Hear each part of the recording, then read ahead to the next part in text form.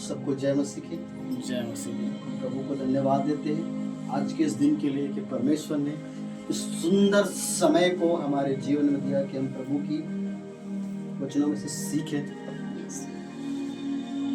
और हम सभी जितने प्रभु के दास हैं सब वचन से सीखते हैं और सिखाते भी हैं। और हम प्रभु के दास का धन्यवाद देते हैं कि उन्होंने समय दिया कि हम प्रभु के वचन का प्रचार कर सकें, उसकी महिमा की बातों को बता सके, कि उसके जो वचन हम अधिकारिक रूप से आप लोगों में बांट सके। इसलिए हम प्रभु के दास का और सर्वप्रथम परमेश्वर का धन्यवाद देते हैं। प्रभु ने इस योग्य समझा कि हम उसके वचनों का प्रचार कर सके, उसकी महिमा कर सके। हम निकालेंगे न्यायों की पुस्तक 6 अध्याय, हम देखेंगे परमेश्वर के वचन, सीखेंगे कि परमेश्वर का वचन क्या कहता है।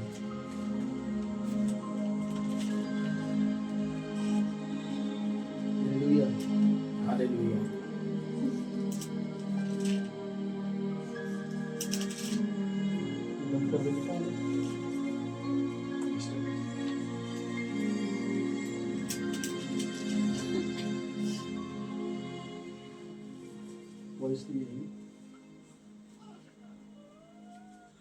एक बार करके छोड़ सकत, देख सकत हूँ।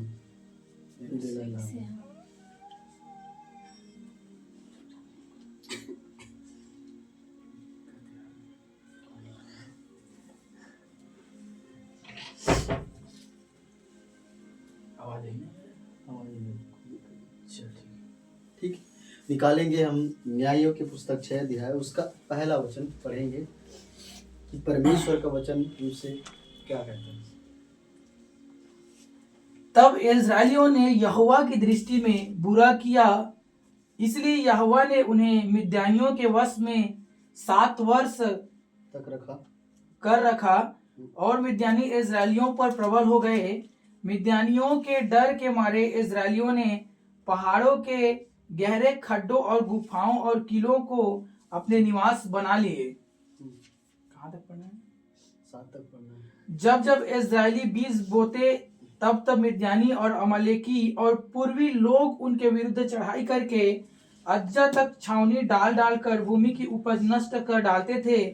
और इस्राएलियों के लिए न तो कुछ भोजन वस्तु और न भेड़ बकरी, न गाय बैल और न गधा छोड़ते थे, क्योंकि वे अपने पशुओं और डेरों को लिए हुए चढ़ाई करते और टिड्डियों के दल के समान बहुत आते थे और उनके ऊंट भी अनगिनत होते थे।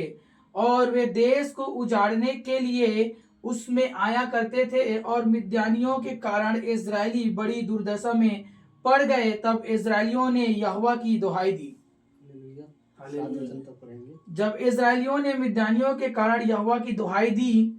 हालेलुया। और 8वां कहता है, तब यहोवा ने इस्राएलियों के पास एक नबी को भेजा, जिसने उनसे कहा, इस्राएल का परमेश्वर यूँ कहता है, मैं मिस्र में से तुमको ले आया और दासवत के घर से निकाल ले आया, और तुमने मिस्रियों के हाथ से, वरन तुमने जितने तुम पर अंधेर करते थे उन सबों से छुड़ाया।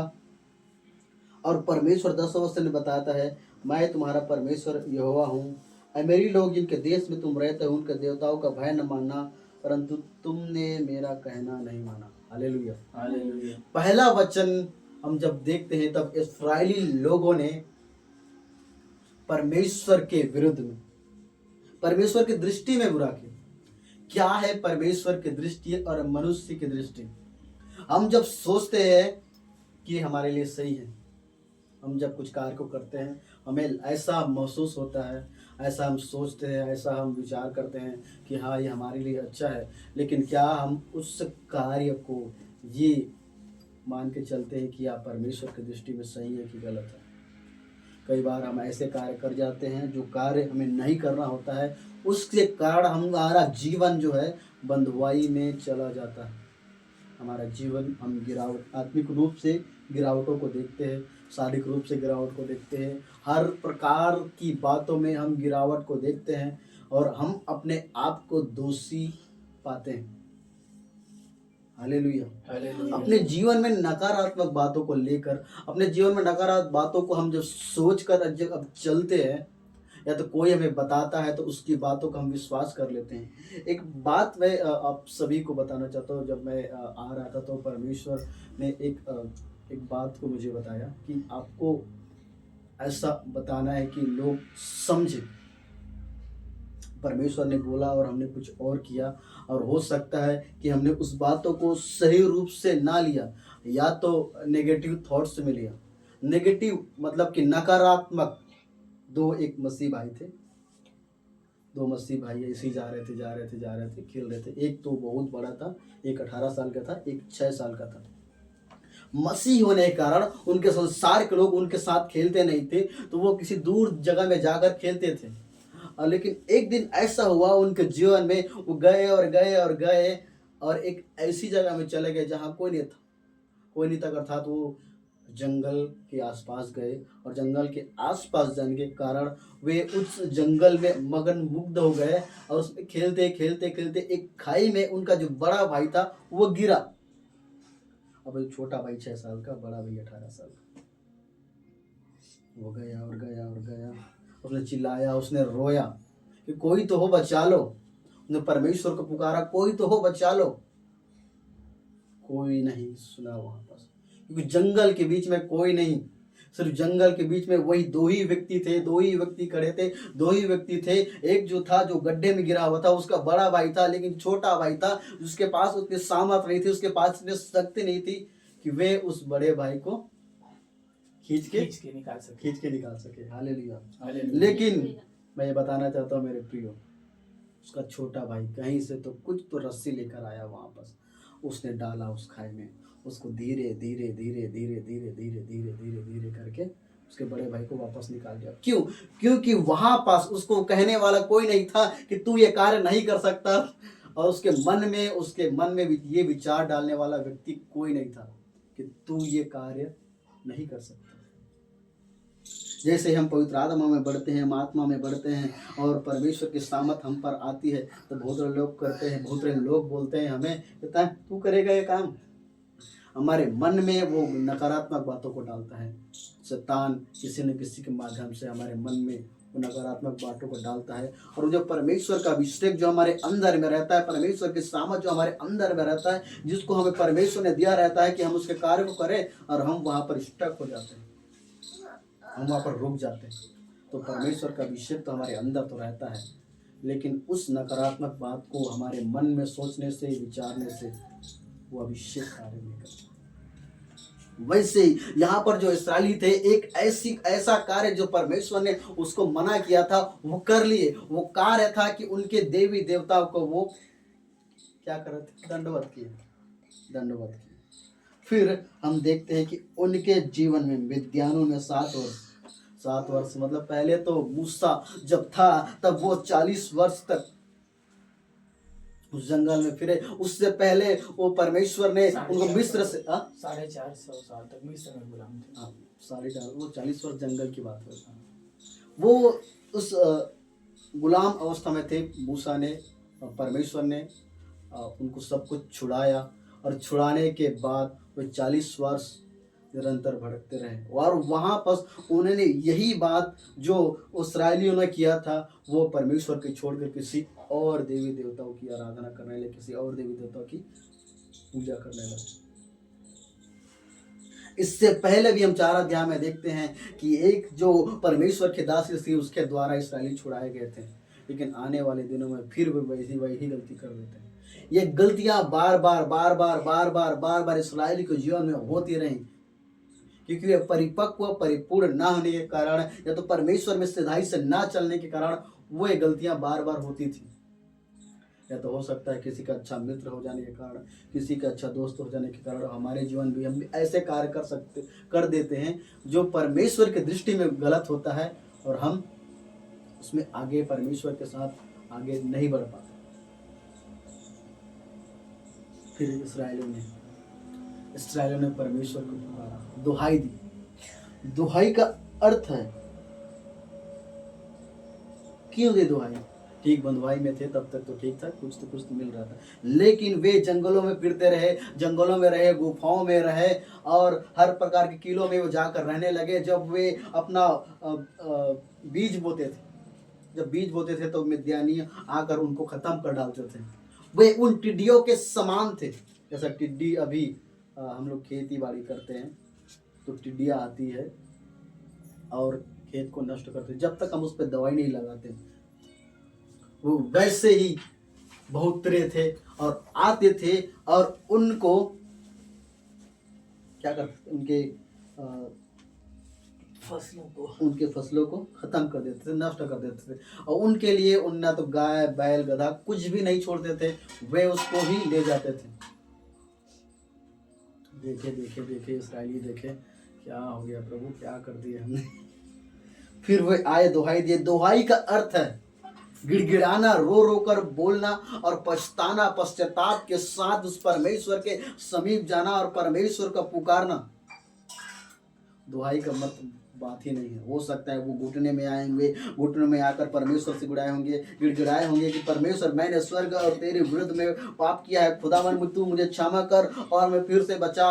और वो कि तू ही हमारा सहारा है, तू ही हमारा सहायक है, तू ही हमें उद्धार देने वाला परमेश्वर है, तेरे अलावा और कोई नहीं है, तू तेरे अलावा और कोई हमें नहीं छुड़ा सकता।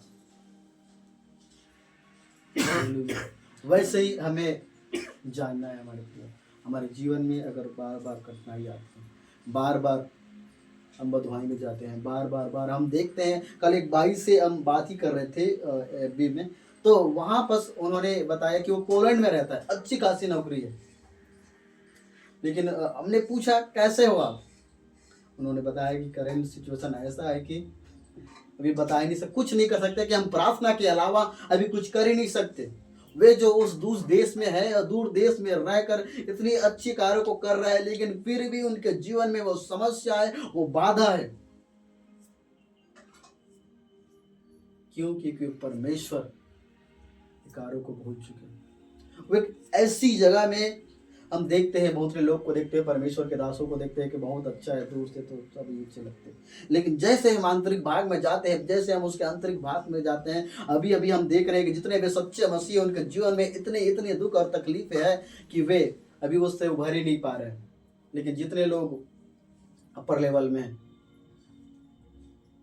वे कुछ कर ही नहीं रहे, वे लगे हुए अपने सुर में, अपने ही सोच में, अपने विचार में, अपने कार्य में लगे हुए, मगन हुए लोग हैं। लेकिन जो सच्चे मसीह, जो परमेश्वर के आराधक हैं, वे जानते हैं और एक दूसरे को सहारा दे रहे हैं, एक दूसरे को उठा रहे हैं।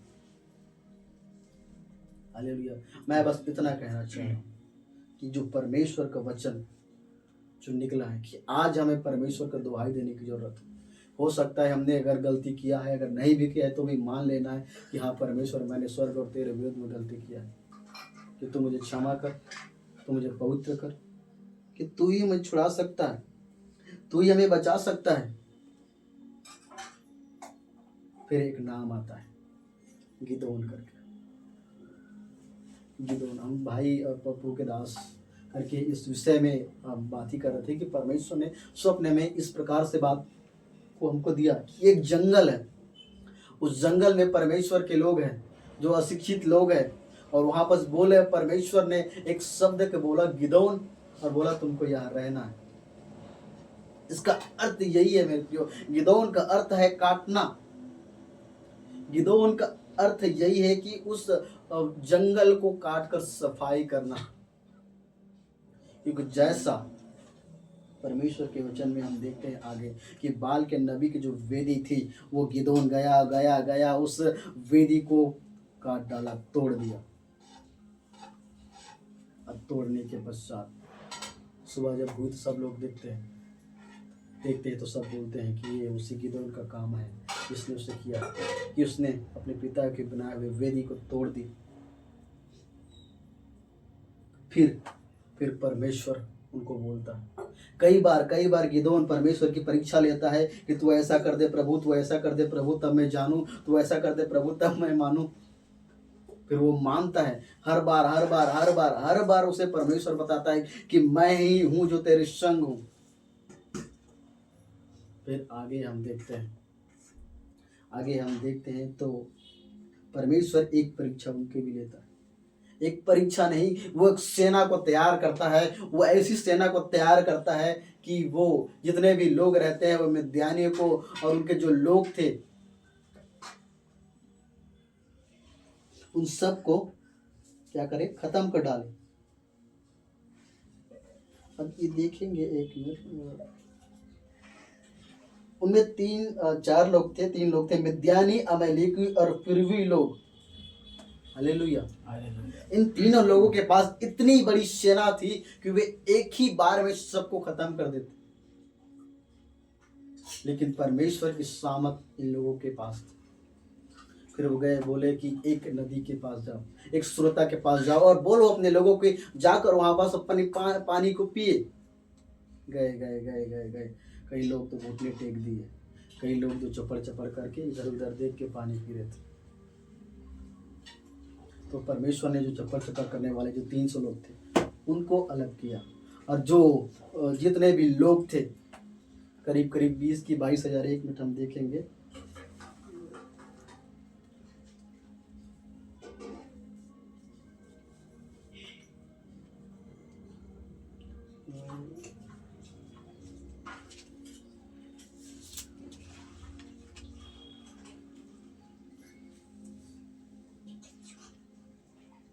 बाईस हजार लौट तब 22,000 लोग लौट गए और केवल 10,000 रह गए। हालेलुया। हालेलुया। और फिर जो 10,000 बचे थे वे वही पानी पीने गए, और उसके बाद वो भी कम हो गया। अब तो सिर्फ 300 लोग ही बचे। जब 300 लोग जब बचे तो परमेश्वर ने उनको बोला, यही वो लोग हैं, यही वो सेना है जो आकर उन विद्यानियों को, उन पूर्वी लोगों को, उन अमेलेकियों को खत्म कर देंगे। और वो फिर परमेश्वर की सामत में, परमेश्वर के अभिषेक में लेकर चले और चले और चले और चले, सबको नगर नगर, गांव गांव जाकर, गली गली, हर एक जगह में जाकर उनको ढूंढ कर खत्म कर डाला। हालेलुया। आज परमेश्वर हमारे संग है। हो सकता है आपके शत्रु कोई भी हो, लेकिन जैसे हम परमेश्वर की दुहाई देंगे, परमेश्वर के समीप जाएंगे, परमेश्वर के उस समीप जाकर हम घुटने को टेकेंगे कि परमेश्वर तू ही हमारे छुड़ाने वाला है, तू हमारे बचाने वाला है। हो सकता है मुझसे गलती हुई हो, परमेश्वर तू मुझे क्षमा कर दे, क्योंकि मैं तेरा ही पुत्र हूं, मैं तेरा ही पुत्र हूं और किसी का नहीं। और वो जो परमेश्वर है वो आपकी और हमारी गलती को क्षमा करेगा, और जितने भी हमारे शत्रु हैं उन सब को परमेश्वर खत्म कर देगा। वो जहां जहां भी जाएंगे परमेश्वर उनके साथ जाएगा और उनको खत्म कर देगा। ऐसी सेना परमेश्वर ने आपको और हमको और हमारे बीच में परमेश्वर ने दिया हुआ है। उस अधिकार का उपयोग करना है कि परमेश्वर कि तू हमारे जीवन में कार्य कर, और परमेश्वर निश्चय ही कार्य करेगा, क्योंकि उसका वादा कच्चा नहीं है। ये मनुष्य का वादा तो झूठा हो सकता है, लेकिन परमेश्वर का वादा सच्चा है। मेरे प्रिय, मैं बताना चाहता हूँ, परमेश्वर का वचन हमें कहना चाहता है कि परमेश्वर ने कभी हमें छोड़ा नहीं, परमेश्वर ने कभी हमें त्यागा नहीं। वो परमेश्वर ही है जिसने हमें और आपको अभी तक बचा के रखा है। सोचिए, जो विपरीत परिस्थितियों में जब हम थे, जब हम भी उन्हीं की तरह गुलामी में थे। कई बार हम पाप की गुलामी में थे, कई बार हम फाइनेंशियल रूप से गुलामी में थे, कई बार हम पारिवारिक रूप से गुलामी में थे। लेकिन जब जब हम प्रार्थना करें, जब जब हमने प्रार्थना की, परमेश्वर के समीप गए, परमेश्वर ने हमें उठाया, परमेश्वर ने हमें बचाया। हो सकता था हमें बड़ी बीमारी थी, बड़े रोग थे, बड़े सैया थे, हम मृत्यु की दशा में थे, लेकिन परमेश्वर की आत्मा ने, परमेश्वर की सामत ने, परमेश्वर के मसा ने जो आपके और हमारे अंदर है, उसी ने हमें बचाया। उसी परमेश्वर ने हमें बचाया है। तो आज परमेश्वर क्यों ना वो कार्य को करेगा। जैसे इस्राएली भूल गए थे, वैसे ही हम परमेश्वर की ताकत को कभी कभी भूल जाते हैं, समझ नहीं पाते हैं। हमारा जो आंतरिक, जो शारीरिक सोच है वो आ जाता है। हमारी शारीरिक सोच का अर्थ है शारीरिक गणित, जैसे 2 दूने 4, 2 दूने 4 और 4 दूने 8। लेकिन परमेश्वर का वचन हमें कहता है 5 दूने कितना होता है, 5,000 होता है। 3 रोटी और 2 मछली, उतने लोगों को परमेश्वर ने भोजन खिलाया। सोचिए, परमेश्वर का गणित और हमारा गणित में कितने एक अंतर है। हम और आप रहते तो पहले अपना देखते, उसके बाद देते, पहले खा लेते रख लेते। लेकिन वो जो व्यक्ति था वहां पास, उसने ये नहीं देखा कि मैं खा लूं अपना पेट भर लूं, बाकी लोगों से मेरा क्या लेना देना। ऐसे ही होता है, हम सभी वही होते हैं। अरे भाई हम लोग परिवार वाले हैं, पहले अपने बच्चे को देखेंगे। यही है, यही है, यही है। आजकल अभी अगर चमत्कार को अपने जीवन में देखना है तो वो जो हमारे पास है उसे प्रभु को देना होगा, वो जो हमारे अंदर है उसे प्रभु को देना होगा। जैसे प्रभु का एक नबी एलिया, उसे भूख लगी और परमेश्वर ने वो एक दासी के पास भेजा, और उनके पास था कि उस एक आटा था और उसको वो जहर में मिला के वो खाकर मरने वाले थे उस दिन। लेकिन जैसे प्रभु का दास वहां पहुंचा, वो उनके पास एक ही दिन का खाना था, वो गए उनके पास गए, उन्होंने बोला मुझे भूख लगी है, परमेश्वर ने भेजा है, बना के मुझे खिला। वो गई और बनाई और उनको दिया। जब वो तृप्त हो गए, जब तृप्त हो गए तब उन्होंने बोला तेरे पास जितना भी बर्तन है सब ले आ। उन सब में मैं, परमेश्वर का आत्मा मुझे बता रहा है कि मैं उसमें ले लूंगा और तेल भरता जाएगा, भरता जाएगा, भरता जाएगा, जितना भी है ले आ, ले आ, ले आ, ले आ, ले आ। वो लाई उसमें सब में तेल भरता गया, भरता गया, भरता गया, भरता गया। और वो हो सकता है जो आज खत्म होने वाली थी, वो कई दिनों तक उसने उस तेल को बेचकर, उस तेल को देकर कुछ और चीज मोल लिया हो।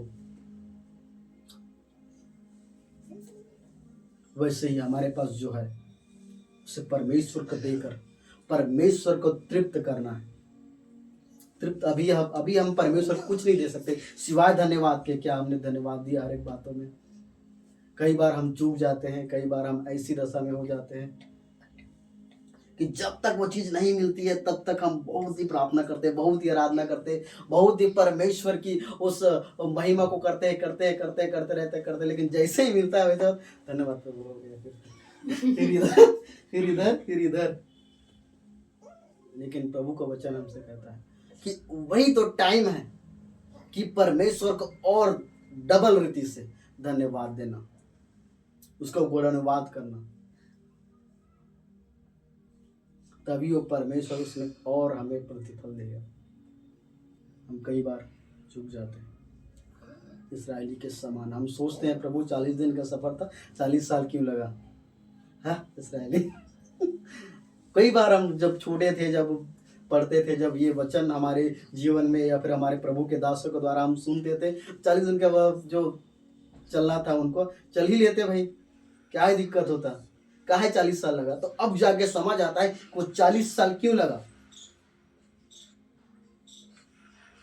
कभी कभी हम हताश हो जाते हैं, कभी कभी हम बुड़बुड़ा देते हैं। जैसे ही बुड़बुड़ाए हम इस्राएली के समान, फिर वो एक दिन 1 साल के बराबर हो जाता है। होते होते होते होते होते हम प्रभु से इतना दूर हो जाते हैं कि वो 40 दिन का सफर 40 साल में बदल जाता है। लेकिन परमेश्वर ने हमें अपनी महान दया से, महान अनुग्रह से, महान करुणा से छुड़ाया है कि उस 40 साल के सफर को हम 40 दिन में पूरा कर सकते हैं। परमेश्वर चाहता है मेरे प्रिय कि हम उसके साथ अभी आए और उसके समीप समर्पण के साथ हम उसकी दुहाई दें, उसको सुनाएं, उसकी सुने और उसके अनुसार चले, परमेश्वर के वचन के अनुसार। क्योंकि आने वाले दिनों में ऐसा होगा, परमेश्वर का वचन कई बार बोल चुका है कि लोग अधिकाय रूप से बढ़ेंगे। लेकिन कैसे? जैसे ये पिक लेवल पे हम जाएंगे, हम जैसे जितने भी हैं सभी लोग एक साथ मिलकर परमेश्वर की आराधना, परमेश्वर की दुहाई देंगे, तब हम देखेंगे परमेश्वर के महान अनुभव को। कई बार हम देखते हैं कि परमेश्वर इतना हम प्रार्थना कर रहे हैं, इतना हम अब तेरी आराधना कर रहे हैं, इतना हम तेरी उपासना कर रहे हैं, लेकिन परमेश्वर क्यों नहीं हो रहा है, क्यों नहीं हो रहा है, क्यों नहीं हो रहा है? तो परमेश्वर ने आज हमसे बातें किया, समय एक कांटा जो हमारे गाड़ी का जो खराब हो गया था, गाड़ी तो चल रहा है लेकिन वो कांटा दिखाई नहीं दे रहा है, वो किलोमीटर से आगे चल गया है लेकिन कांटा दिखाई नहीं दे रहा है। हमारे जो आत्मिक रूप है, हम बहुत आगे चले गए हैं लेकिन हमारा जो कांटा है वो रुक गया है। समय के हिसाब से हमें जितना भाई प्रभु के दास बता रहे थे, समय के हिसाब, कल ही हम बात कर रहे थे शाम को, कि जितना हमें समय के हिसाब से वहां पर तक चले जाना चाहिए था लेकिन हम नहीं गए। हमारा समय मतलब हम उसी दशा में, हम दूध पीते ही आगे आगे बढ़ रहे हैं, आगे आगे बढ़ रहे हैं और देख रहे हैं कि कैसे कुछ नहीं हो रहा है। अगर अब इस समय है कि अब हमें खाने की जरूरत है, अब हमें उस भोजन को खाने की जरूरत है कि हम परमेश्वर में परिपक्व हो जाएं और आगे बढ़ें। ये वचन के द्वारा प्रभु आप सबको आशीष दे, सबको जय मसीह।